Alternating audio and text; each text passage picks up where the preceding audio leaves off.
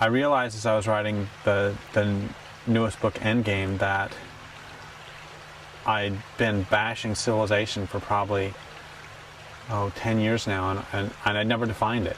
I didn't know what I was talking about. And so I define it in that book as a way of life characterized by the growth of cities. And that definition is defensible both linguistically and historically. Civilization comes from kivitetas, which means state or city. And historically, that's pretty much where most people start civilization, is the rise of cities. That's great, Derek, but what's a city?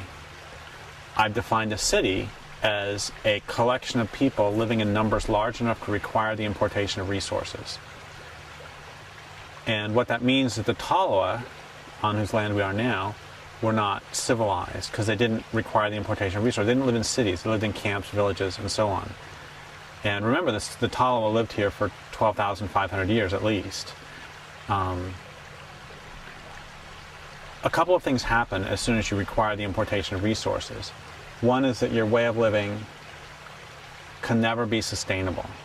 Because if you require the importation of resources, what that means is you've denuded the landscape of that particular resource. And as your city grows, you will denude an ever larger area.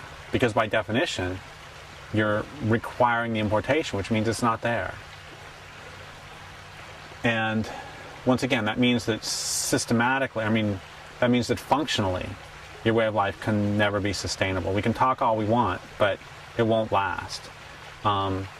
New York won't last, because New York City won't last because it requires the importation of resources. The other thing it means is that your way of life must be based on violence, because if you require the importation of resources, what that means is that trade will never be sufficiently reliable, because if you require the importation of resources and you need a particular resource that you are going to try to trade the next village over for, but they won't give it to you, you'll take it because you require it.